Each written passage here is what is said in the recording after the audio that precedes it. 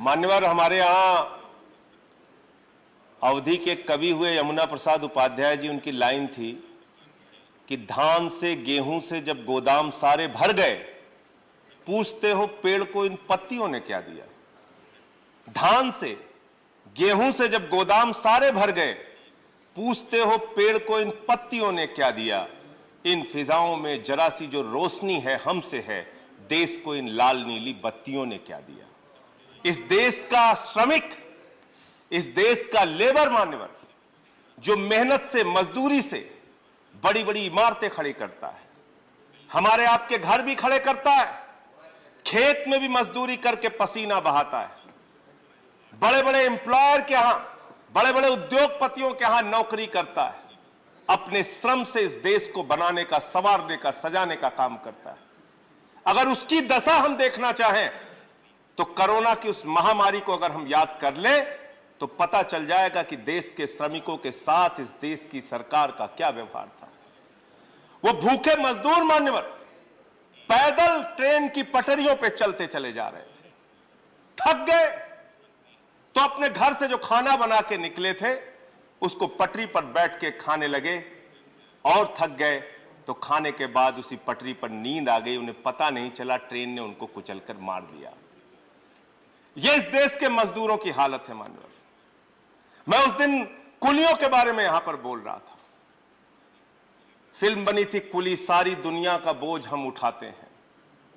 वो कुली मान्यवर, उनके परिवार के लोगों को नौकरी देने का रेल मंत्रालय ने एक समय में निर्णय लिया था, लालू प्रसाद यादव जी जब रेल मंत्री हुआ करते थे। आज तक उसके कंप्लायंस की दिशा में कोई कार्रवाई नहीं हुई। मैंने खुद मान्यवर असंगठित क्षेत्र के मजदूरों के साथ काम किया, 16 साल तक रिक्शे वालों के बीच में काम किया, ऑटो वालों के बीच में काम किया, 16 साल तक हॉकर्स के बीच में काम किया। सर, दिन भर बड़ी मेहनत से अपनी दुकान को सजाते हैं, बड़ी मेहनत से धूप में, गर्मी में, बारिश में फल बेच के, सब्जियां बेच के वो पैसे कमाते हैं।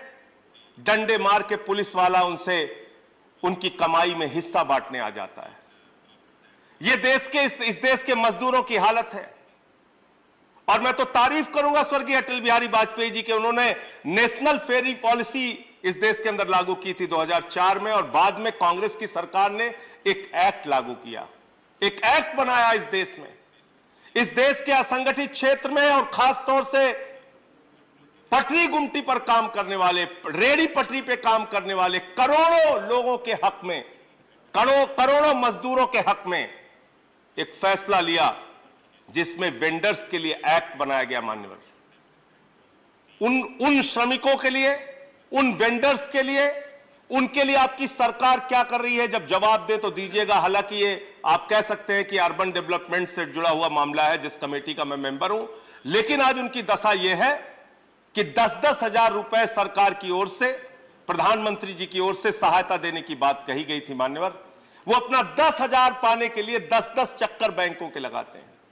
250 का शपथ दो, 100 रुपए का शपथ दो, 500 रुपए का शपथ दो, ये फॉर्मेलिटी पूरी करो, वो फॉर्मेलिटी पूरी करो।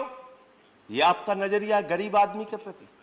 और ये पूरे आपके बदलाव को आप पढ़ेंगे, कानून को आप पढ़ेंगे तो सीधा सीधा एम्प्लॉयर के पक्ष में, एम्प्लॉयज के पक्ष में नहीं है, श्रमिकों के पक्ष में नहीं है, उद्योगपतियों के पक्ष में है, बड़े बड़े घरानों के पक्ष में है। ये श्रमिकों के शोषण की एक नई कहानी लिखेगा ये कानून। कंक्लूड कर, इसलिए मैं खत्म कर रहा हूं सर। इसलिए मान्यवर, मैं आपके माध्यम से यह अनुरोध करना चाहता हूं, बहुत अच्छी और बड़ी जिम्मेदारी, और मैं आदरणीय भूपेंद्र यादव जी को एक अच्छे मंत्री के तौर पे मानता हूं, एक संवेदनशील व्यक्ति के तौर पे मानता हूं।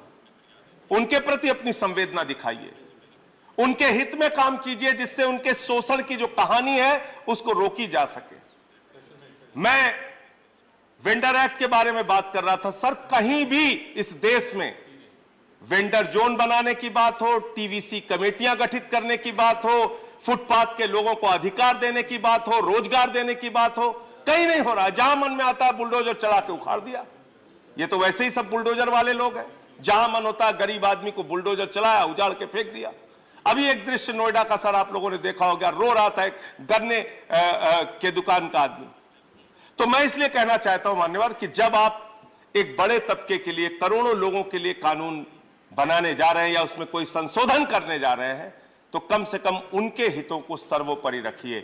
वो चाहे रिक्शे वाला हो, चाहे ऑटो वाला हो, चाहे वेंडर हो, चाहे रेड़ी पटरी पे दुकान लगाने वाला हो, उसके हितों की रक्षा करने का काम कीजिए, उसके हितों को सुरक्षित करने का काम कीजिए। बहुत बहुत धन्यवाद, आपने इस बिल पर मुझे अपनी बात कहने का मौका